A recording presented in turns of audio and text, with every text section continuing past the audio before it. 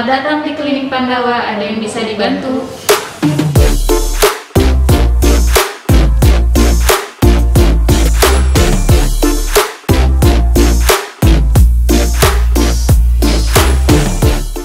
Hai sahabat Sechan, perkenalkan saya dengan Dr. Agus Mawi dari Klinik Pandawa, Jakarta Pusat. Dalam hal ini saya ingin membagikan sedikit informasi dan pengetahuan seputar penyakit melasma pada kulit wajah. Ikutin ya video berikut ini dalam hal membahas seputar penyakit melasma pada kulit wajah.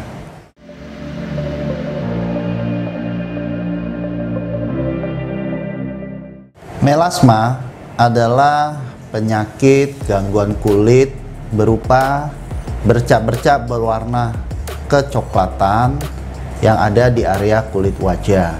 Penyakit melasma pada umumnya banyak diderita oleh para ibu yang sedang hamil. Hal ini kebanyakan disebabkan atau dipengaruhi oleh faktor hormonal, di mana hormon estrogen maupun progesteronnya meningkat, termasuk hormon melanosit, stimulasi hormonnya juga ikut meningkat, sehingga bisa mempengaruhi timbulnya pigmentasi yang berlebihan, baik itu di area wajah maupun area-area seputar lipatan kulit.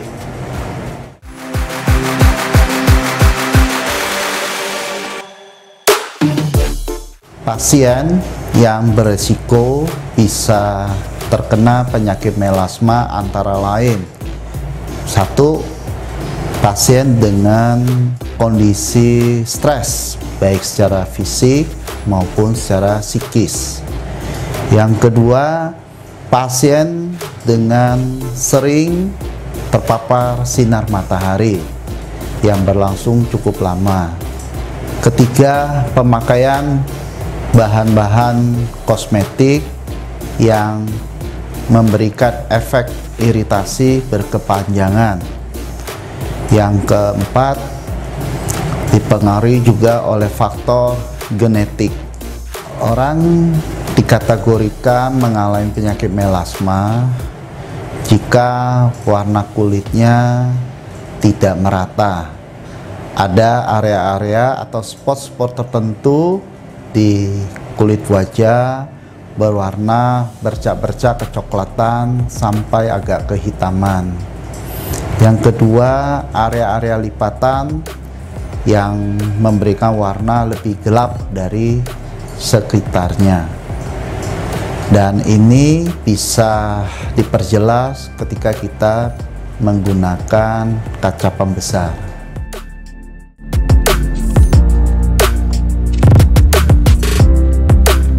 Melasma bisa timbul atau terjadi hampir di semua bagian kulit tubuh, antara lain bisa di wajah, di leher, di lipatan-lipatan lengan dan kaki, bahkan juga bisa di punggung maupun di bagian dada dan perut.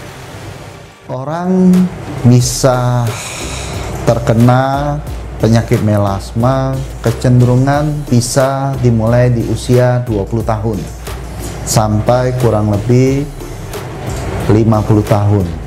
Semakin muda orang kena, banyak faktor juga yang mempengaruhi.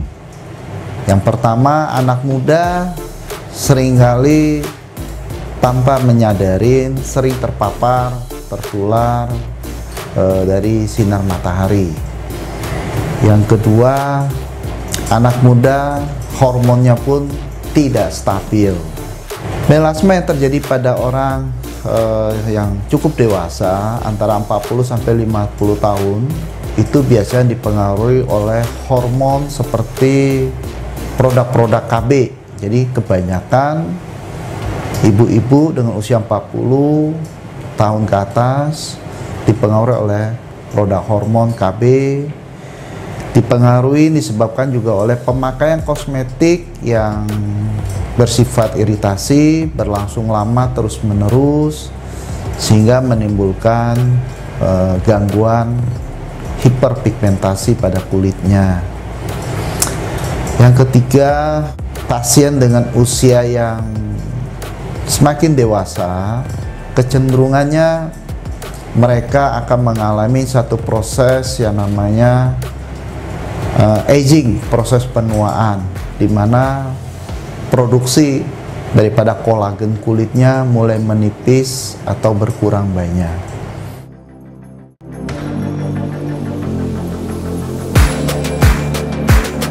Jenis-jenis melasma antara lain tuh melasma yang berada di lapisan kulit epidermis.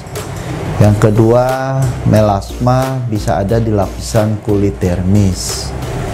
Yang ketiga, melasma juga bisa ada di lapisan subdermis. Pasien dengan melasma perlu penting untuk bisa berkonsultasi langsung ke dokter, karena mengobatin atau mengatasi penyakit melasma ini tidak sesederhana yang pasien bayangkan. Karena melasma ini perlu yang namanya pengobatan dan perawatan yang cukup intensif dan juga preventif.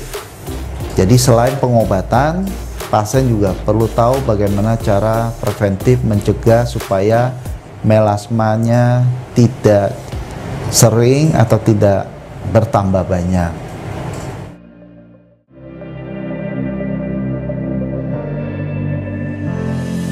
Untuk mengobati melasma, ada banyak modalitas treatment. Antara lain, bisa menggunakan alat laser. Alat laser merupakan salah satu alat tindakan mekanik dengan menggunakan gelombang cahaya dengan panjang gelombang tertentu dengan tingkat energi tertentu untuk memecah atau menghancurkan sel-sel pigmen yang terbentuk pada kulit. Yang kedua, bisa juga melasma diatasin dengan cara chemical peeling, yaitu menggunakan bahan-bahan zat-zat tertentu, serum-serum tertentu, cairan tertentu yang memberikan efek bisa menghancurkan, melisiskan sel-sel pigmen yang terbentuk pada area kulit. Yang ketiga, melasma juga bisa diatasin dengan cara menggunakan baik serum dengan needle disuntik di bawah kulit ataupun dioles dengan micro needle. Yang berikutnya, melasma juga bisa diobatin dengan menggunakan baik itu obat suntik, obat minum, krim atau serum yang bisa dipakai sehari-hari di rumah. Di samping tindakan pengobatan, melasma juga penting untuk dilakukan yang namanya pencegahan. Pencegahan melasma biasanya pasien tidak boleh stres, tidak boleh terlampau capek, pasien harus bisa cukup nutrisi, gizi seimbang, pasien harus meminimalisasi paparan daripada matahari, paling tidak menggunakan sunscreen ketika berada di area yang terpapar matahari. Di samping itu dicari faktor-faktor penyakit-penyakit atau gangguan-gangguan yang lain. Perawatan atau pengobatan untuk pasien dengan penyakit melasma agak bervariasi, tergantung luas dan dalamnya, tergantung juga modalitas treatment yang dipakai. Misal, ketika kita memakai modalitas treatment laser untuk mengatasi melasma, itu bisa hilang dalam beberapa kali tembakan laser. Paling tidak butuh 3 sampai 5 kali tindakan tembakan laser. Kalau menggunakan chemical peeling, itu bisa memakan paling tidak 5 sampai 10 kali perawatan. Kalau dipakai dengan produk seperti skin booster atau skin healing, itu bisa memakan 3 kali penyuntikan, maka melasma akan banyak berkurang.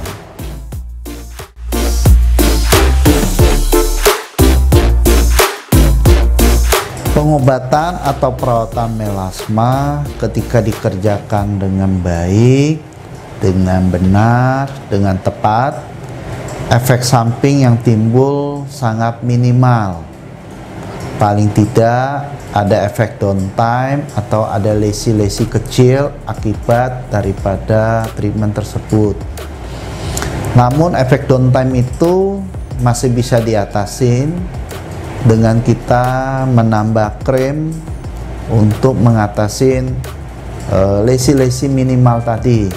Rata-rata membutuhkan waktu 3-5 hari, maka lesinya akan pudar, akan hilang.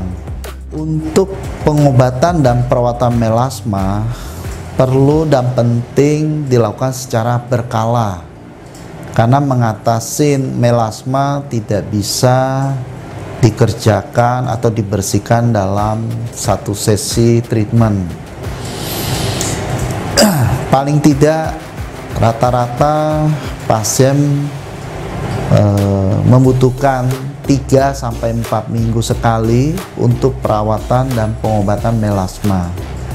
Apakah itu dengan modalitas treatment laser, apakah itu dengan chemical peeling, apakah dengan micro needling atau dengan mikrodermabrasi, itu rata-rata butuh 3-4 minggu sekali perawatan melasma.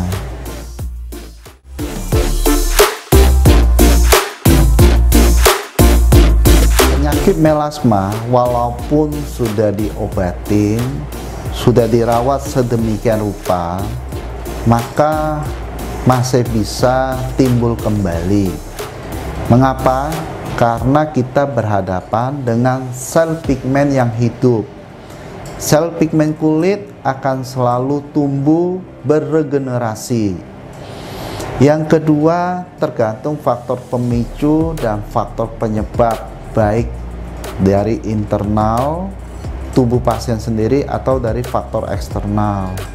Untuk perawatan kulit yang baik, yang efektif sehubungan dengan penyakit melasma, kita bisa memakai produk-produk yang mengandung antara lain seperti hidroquinone, retinoid, seramik, zinc, dan selenium.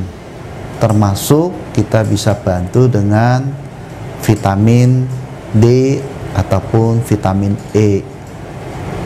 Oke, sahabat Sechan, demikianlah sedikit informasi yang bisa saya sampaikan seputar penyakit melasma.